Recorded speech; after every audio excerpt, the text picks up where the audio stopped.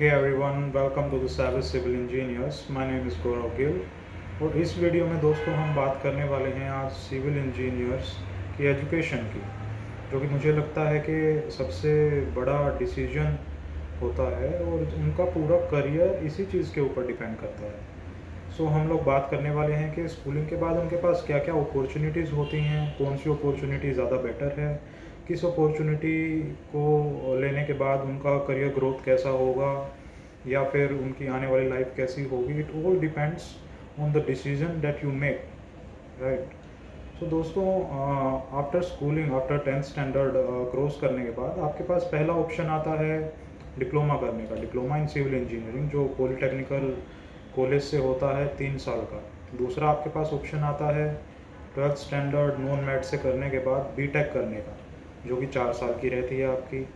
तीसरा आपके पास ऑप्शन आता है कि आप 10th स्टैंडर्ड के बाद डिप्लोमा करें पॉलिटेक्निक का, उसके बाद आप लेटरल एंट्री से बीटेक करें, जो कि आपकी 3 साल की होने वाली है। और चौथा जो ऑप्शन है वो आपके पास आता है कि आप नॉन मैट से 12th स्टैंडर्ड अपना क्रॉस करें, उसके बाद डिप्लोमा में सेकेंड ईयर में एडमिशन लें, जो कि लेटरल एंट्री से होगा। उसके बाद बीटेक में आप लेटरल एंट्री से एडमिशन ले सकते हैं, जो कि 3 साल की होने वाली है। So we are having 4 cases है। So we are gonna discuss and analyse all 4 of them कि किसके क्या क्या बेनिफिट्स हैं और क्या क्या ड्रॉबैक्स होंगे। सबसे पहले हम बात करते हैं डिप्लोमा की। जो बच्चे 10th स्टैंडर्ड के बाद डिप्लोमा करते हैं उनके क्या क्या बेनिफिट्स हैं और क्या क्या ड्रॉबैक्स हैं। दोस्तों, जैसे ही आपने 10th स्टैंडर्ड करके 3 साल का पॉलिटेक्निक का डिप्लोमा किया, अगर आप वहीं पर अपनी पढ़ाई को छोड़ देते हैं, आपके पास अपॉर्चुनिटी जो हो सकती है वो है एज अ जेई आप किसी भी डिपार्टमेंट में काम कर सकते हैं। काफ़ी वैकेंसीज निकलती हैं, आइदर इट्स स्टेट गवर्नमेंट और आइदर इट्स पीएसयू। उसके बाद हम बात करते हैं बीटेक का। बीटेक का दोस्तों क्या है कि आप बीटेक करने के बाद काफ़ी अपॉर्चुनिटीज़ मिलती हैं आपको। आप कोई भी असिस्टेंट इंजीनियर का एग्ज़ाम डायरेक्ट दे सकते हैं, या फिर फर्दर आप गेट या ईएससी का एग्ज़ाम्स दे सकते हैं डायरेक्ट। उसके बाद आता है अपना diploma plus BTech, right. Okay, diploma plus BTech में आपकी अपॉर्चुनिटीज़ जॉब ग्रैब करने की ज़्यादा बढ़ जाती है। उसमें क्या होता है कि आप डिप्लोमा पे भी अप्लाई कर सकते हैं, आप अपना बीटेक पे भी जॉब अप्लाई कर सकते हैं। जो आपको जॉब मिलने के चांसेस हैं कहीं ना कहीं वो उस चीज़ में बढ़ जाते हैं। अब देखते हैं कि इनका टाइम पीरियड कितना रहता है। अगर आप खाली डिप्लोमा करेंगे तो आपका 3 साल का होगा। अगर आप 10th के बाद 12th स्टैंडर्ड करेंगे और बीटेक करेंगे वो आपका 6 साल का प्रोसेस होगा। अगर आप 10th के बाद डिप्लोमा करेंगे फिर आप बीटेक करेंगे वो आपका 6 साल का प्रोसेस होगा। अगर आप 12th स्टैंडर्ड नॉन मैट से करके लेटरल एंट्री में एडमिशन लेते हैं और 2 साल का डिप्लोमा होगा आपका, 3 साल की आपकी बीटेक होगी। टोटल प्रोसेस होता है आपका 7 ईयर्स का, राइट। अब बात आती है कि इनमें से ज़्यादा अच्छा क्या है। क्या सिर्फ डिप्लोमा करना ही काफ़ी है, या फिर सिर्फ बीटेक करना ही ज़्यादा बेनिफिशियल है, या डिप्लोमा के साथ बीटेक कर लेना इज़ मोर बेनिफिशियल, या फिर +2 नॉन मैट से करके उसके बाद लेटरल एंट्री से डिप्लोमा करना और उसके बाद बीटेक करना ज़्यादा बेनिफिशियल है। इस चीज़ को हम थोड़ा सा एनालाइज करने की कोशिश करते हैं। अब जो बच्चे खाली डिप्लोमा करके दोस्तों छोड़ देते हैं और वो किसी जॉब में चले जाते हैं, उनको पे स्केल ठीक ठाक मिल जाता है। आज के सिनेरियो मुझे लगता है एज अ जेई 40 to 50,000 कोई भी आपको, अगर आप किसी गवर्नमेंट डिपार्टमेंट में जाएंगे या पीएसयू में जाएंगे तो इतना आपको पे करेंगे, राइट। पर गलती बच्चे क्या करते हैं कि वो डिप्लोमा करके जॉब करने लगते हैं और अपना फर्दर स्टडीज़ नहीं करते हैं। इस चीज़ का नुकसान क्या होता है कि उनको आगे प्रमोशन में दिक्कत आती है।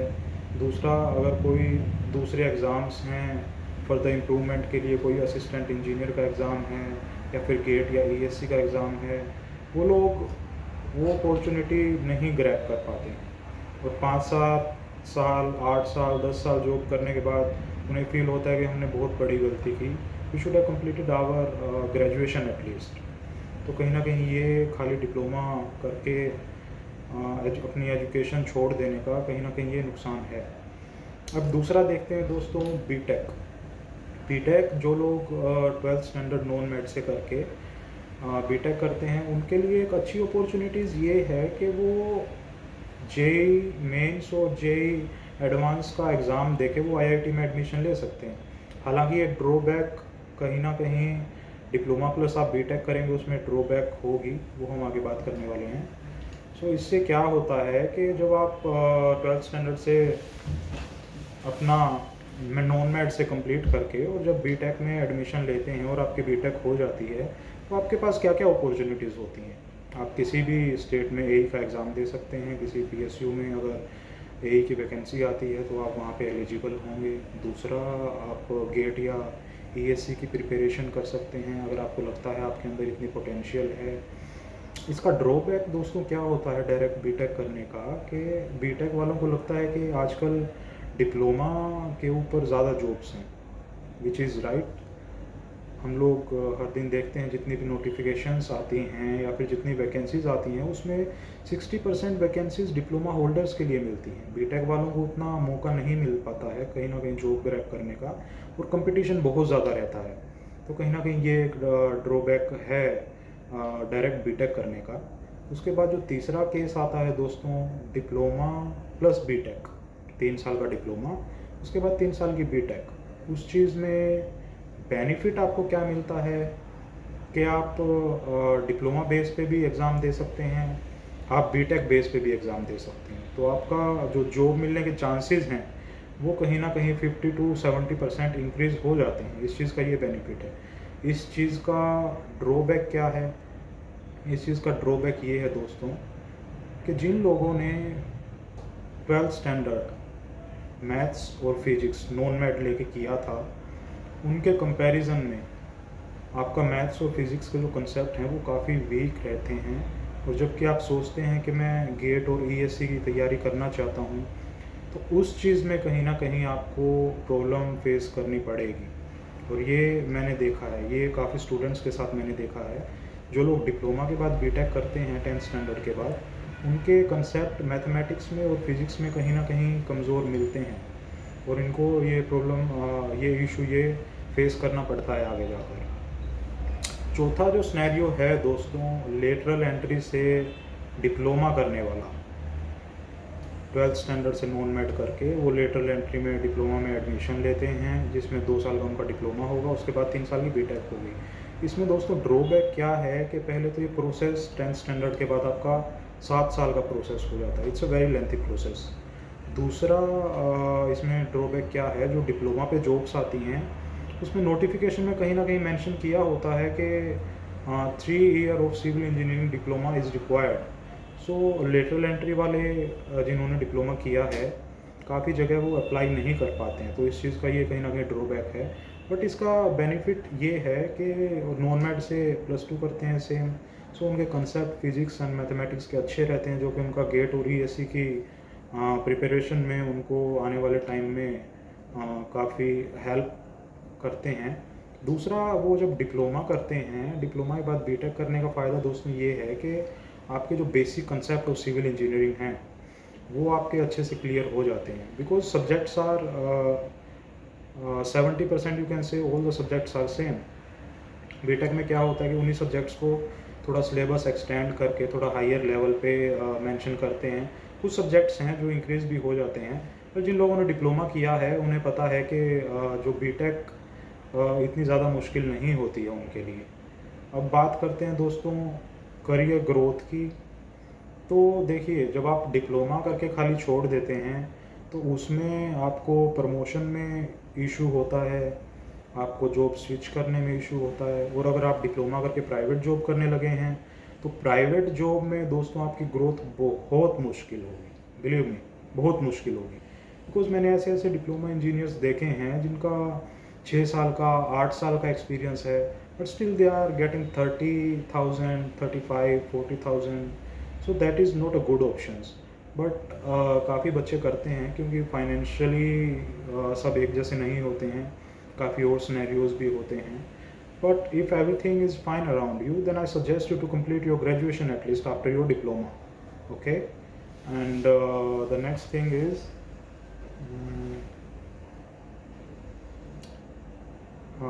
Next thing is for the BTech, जो बच्चे डायरेक्ट बीटेक करते हैं 12th स्टैंडर्ड से नॉन मेडिकल लेके, सो वो अगर गेट ईएससी की प्रिपरेशन करते हैं, that is a good option for them. But if they feel they do not have that potential to clear that gate exam और that ESC exam, then I think उन्हें 10th standard के बाद ही diploma कर लेना चाहिए था, ताकि at least उन्हें कोई एई जेई की जॉब जो है वो आसानी से मिल जाती है और उनका जो जॉब मिलने का चांसेस हैं वो उन लोगों के बढ़ जाते। अभी दोस्तों ये चीज़ें मैंने काफ़ी लोगों से डिस्कस की और उन्हें यही फील होता है।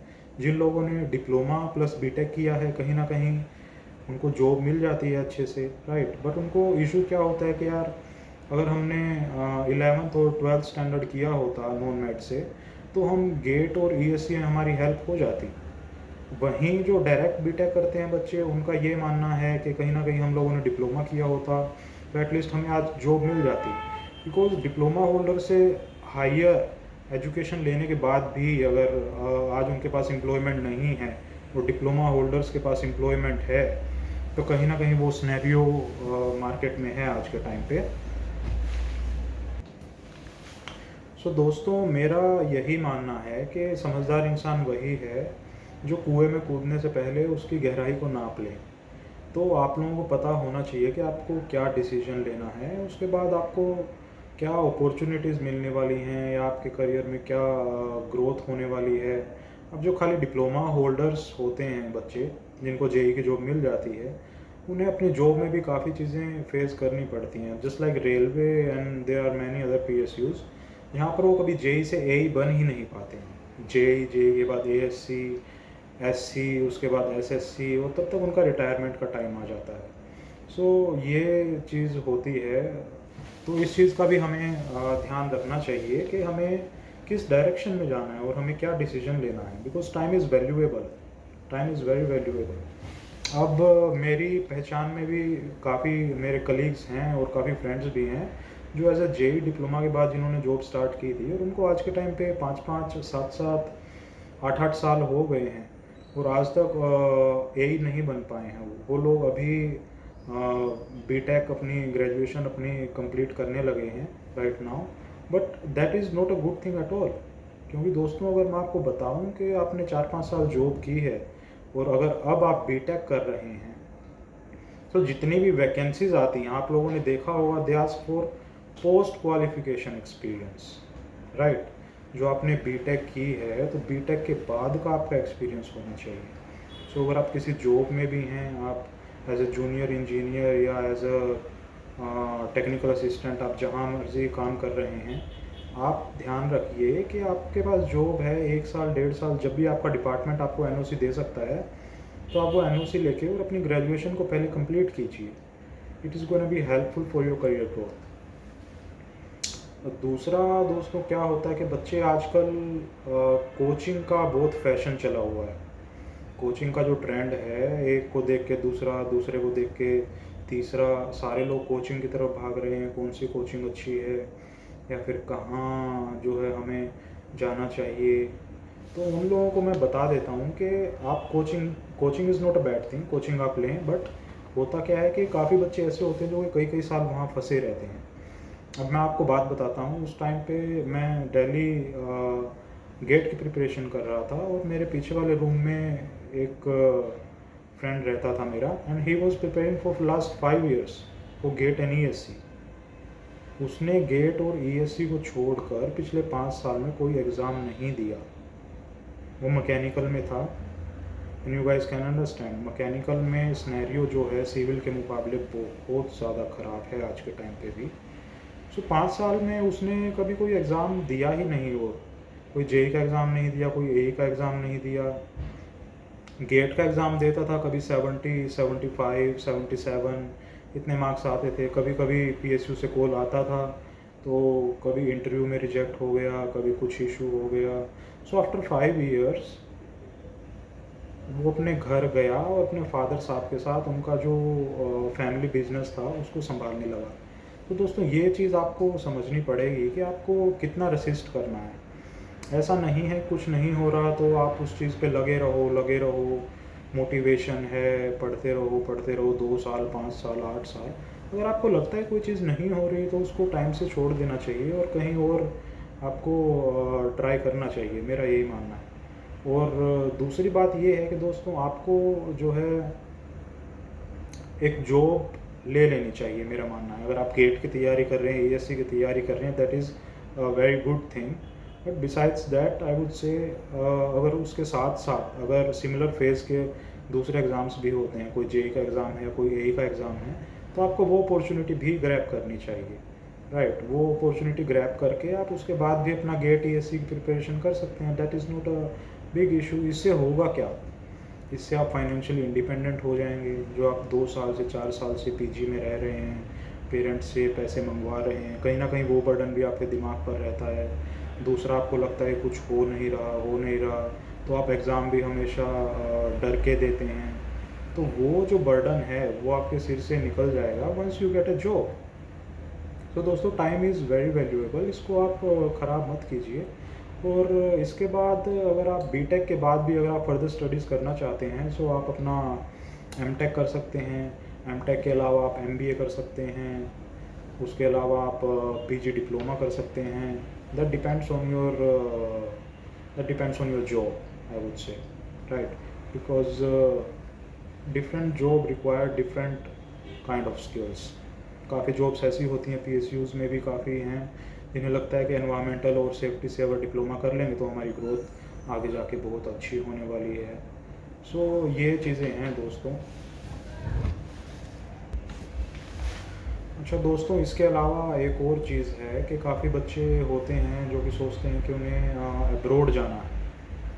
तो उनका क्या है कि उनके लिए मेरी राय यही है कि आप अगर अब्रॉड जाना चाहते हैं तो अपने जितनी भी एजुकेशन क्वालिफ़िकेशंस हैं उनके अंदर ज़्यादा गैप मत आने दीजिए। ऐसा मत कीजिए कि आपने डिप्लोमा किया है और आपके पास फिर 2 साल आप खाली बैठे हो, उसके बाद आप कुछ कर रहे हो। या आपने बीटेक किया है, बीटेक के बाद 3 साल आप कुछ नहीं किया, आप प्रिपरेशन कर रहे हो गवर्नमेंट एग्ज़ाम की, and then you are thinking let's go to abroad, right. Abroad काफ़ी अच्छी अपॉर्चुनिटीज़ हैं सिविल इंजीनियर्स के लिए, पर उस चीज़ के लिए आपको ध्यान रखना पड़ेगा कि आपका जो एजुकेशन में आपके जो कोर्सेज़ हैं या फिर आपके पास जो भी क्वालिफ़िकेशन है उसके बीच में जो गैप है तो वो ज़्यादा ना हो। अब होता क्या है कि बच्चे डिप्लोमा या बीटेक करके उसके बाद गवर्नमेंट जॉब्स की प्रिपरेशन करने लगते हैं, उसी में 2 साल 3 साल निकल जाते हैं, एंड देन दे थिंक कि यार चलो अब्रॉड चलते हैं, वहाँ कोई अपॉर्चुनिटी हो सकता है कि हमें मिल जाए।